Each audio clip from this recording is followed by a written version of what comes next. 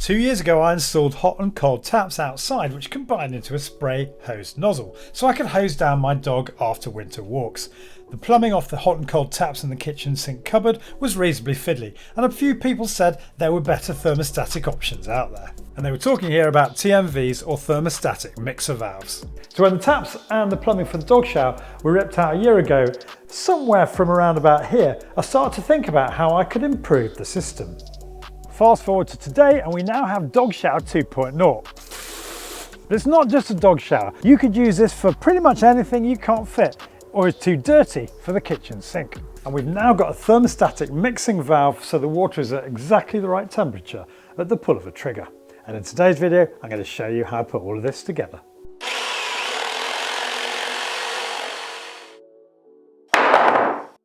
I couldn't have the main water coming into the kitchen here any longer, so I cut away the original pipe, which really should have had a protective wrapping when the concrete slab was poured, and rerouted it a couple of metres away into this adjoining room.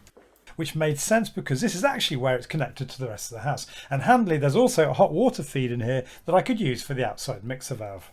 All right, I want to give you a quick explanation of these pipes because some of you are bound to wonder what's going on here. When I bought this cottage, we had an extremely high unrestricted water pressure, which was playing havoc with tap and toilet valves. You can see the pressure going off the scale when I opened up this new pressure reducing valve that I had to install to stop the sky-low fill valve malfunctioning in one of our toilets. So when they installed the unvented water tank in the bathroom, we had to get the pressure reduced. And the plumbers, when they put it in, put this pressure reducing valve in here, not in here obviously, but in the kitchen. And you can see here the remains of the pipework.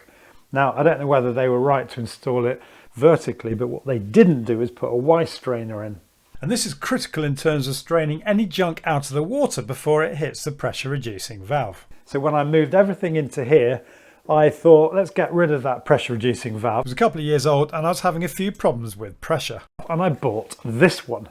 Now, this was the worst thing I could have done. We had so many issues, knocking of pipes in the middle of the night, and an inconsistent pressure on the gauge, which should be, as you can see here, around about 3 bar.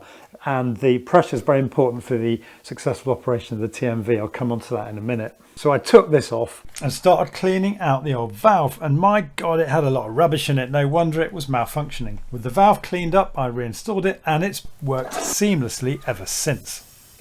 So here's my new MDPE mains water pipe. It comes through the stopcock, which is your tap that you switch the mains off with, and then it goes into the Y strainer here, which protects the pressure reducing valve from any debris in the mains water supply. And with the stopcock and this second isolator valve, the water can be isolated to clean out the strainer. Now you're probably asking, why have they got this weird trombone style thing here? Well, that's very important because the suppliers of these things stipulate that there must be pipe length of minimum 5 times the pipe size downstream of the pressure reducing valve itself before you get to the first elbow. And once we've done that, obviously I've got to go all the way back this way before I can connect it up to the main supply into the rest of the house. So back to the dog shower install, or whatever we're calling it. Also, please don't judge me for the mess, general unfinished nature of this room. We've been taking stock since the kitchen renovation works and licking our wounds, trying to save some money. I do accept buy me a coffee contributions to help with that. But I'm going to build something like this quite soon, and there'll be a video coming up, so keep your eyes out for that. So thinking ahead, I installed this isolated cold water feed for the new mixer tap. But after a lot of head scratching, I realised it was in the wrong place and it needed to be down here so I could make some sort of access for it in that new bookcase. So with the mains off at the stopcock, I could open that new isolator valve to drain the water from the pipes above. And here's me opening one of the cold taps upstairs to release the vacuum on the pipes. With that done, I can loosen the nuts on the 22 to 15mm compression tee and take it off the circuit once I'd unclipped my pipework, so there was a bit of play in it. Then I marked where the compression tee was going on the pipe below and cut into the pipe using my pipe cutter. Wet and dry vacs are good for emergencies, and in this case to suck a bit of water out the pipe, but to be honest, you can just use a tissue or a towel. Now I like to deburr all my pipes as it reduces turbulence in the pipe that can lead to pinholing. So I shoved some kitchen oil in the pipe to catch any debris and deburred it with this tool I bought a few years back on Amazon. And for any deburring skeptics, just look at the impact of the deburring on this pipe. They don't make copper to this quality anymore. And here's a little tip: if you're short on olives and you just cut a pipe off like I have, with a little bit of gentle teasing you can remove the olive with some pliers. And I would say this is sufficiently undamaged to be reused. It's going to dry fit everything for the time being. A bit more deburring. And the compression tee is back on in the right place now, with new olives and the isolator valve slotted in on top. I'm now trimming the 22mm water main pipe, so there's just a single coupler above the isolation valve. I don't know about you, but I think short runs with lots of couplers look messy. I'm going to solder the new couplers, so I need to give the old copper a good clean with some wire wool. I bought this new pack of grade 0 wire wool because I was running low. The copper now looks as good as new, and I can apply some flux all ready for the solder. I think cleaning the excess flux off the pipe keeps the pipe and that solder joint neat. Now, one of the big debates in DIY plumbing is what solder joint to use. Solder rings, or Yorkshire couplers as they're often called, or just normal couplers that you have to add solder to. With Yorkshire or solder ring fittings, the solder ring inside the elbow heats up and then naturally flows around the joint. Whereas with these couplers you have to apply the solder to the joint. For a long time I've favoured the soldering fittings as it takes away the skill of applying solder, but on the considerable plumbing work I've had to do on the kitchen, I've switched over to the normal couplers. You're in control of the solder, so with practice you know when you've applied enough, and they're a lot cheaper than solder ring fittings, which as you can see here are twice the price. And I've never looked back since buying this soldering torch, although I acknowledge the fact that you have to turn the gas on and off, which would probably annoy a lot of seasoned pro plumbers. I was getting there, and then I applied Jet Lube jointing compound to the olives. I got to thank Jimmy at Plumber Parts for that recommendation, and I could tighten up the joints and get the mains water back on, just in time for my cup of tea.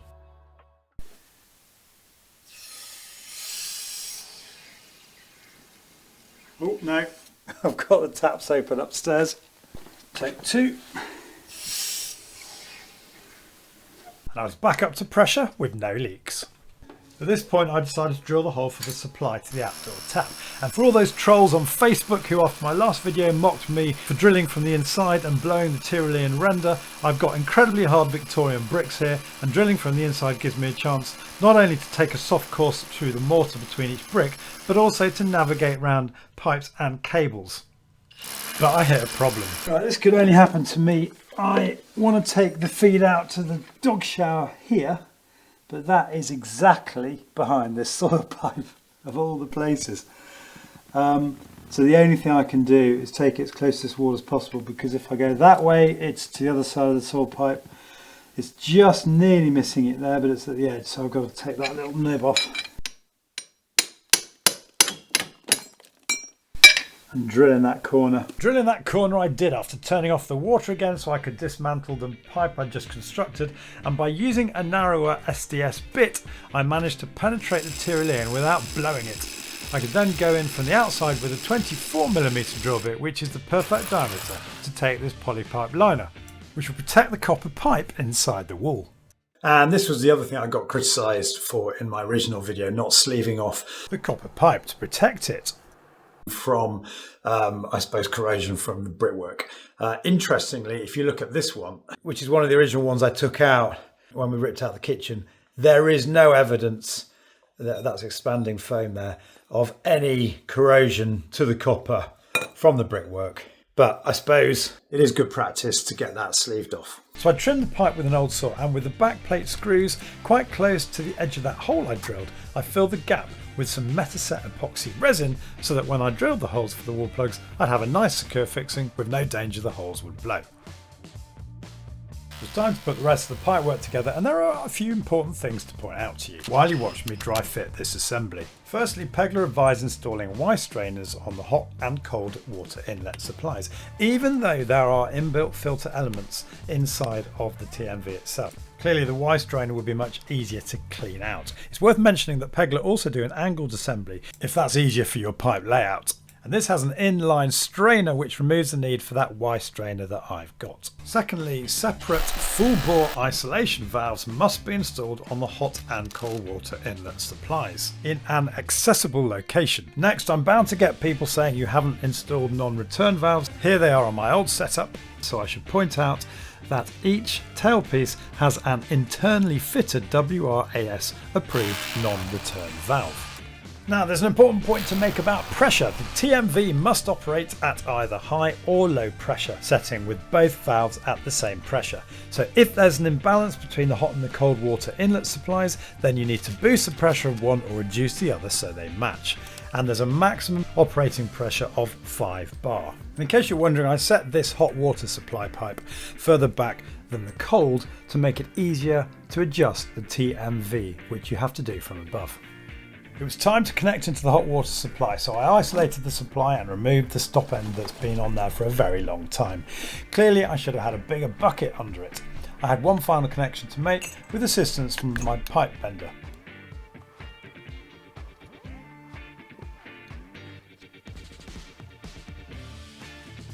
When you have a minor adjustment to make to a pipe length, you can't use your pipe cutter as it will crimp the pipe so close to the end. So I used my Dremel and then sand it off or true up the pipe end on my random orbit sander.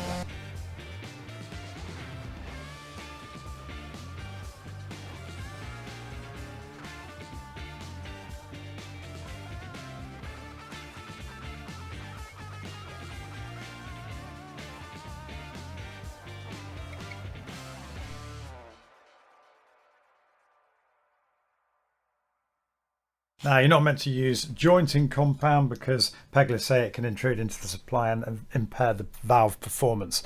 I wasn't feeling comfortable about not using jointing compound, so I very sparingly applied a little bit to the olives, and I'll be very surprised if any of that gets into the valve itself. A little bit more soldering and we were pretty much done, apart from connecting the TMV to the external tap. I don't like this Yorkshire reducing coupler. I would have much rather used one of these, but it was the only one they had at my local store.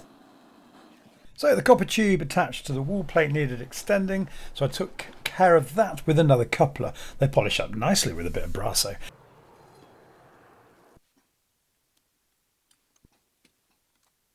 And I had one final section to solder, again with soldering couplers because I've got a few old ones lying around. The satisfying thing about this job is I've not bought any new copper piping. It's all been recycled from old jobs.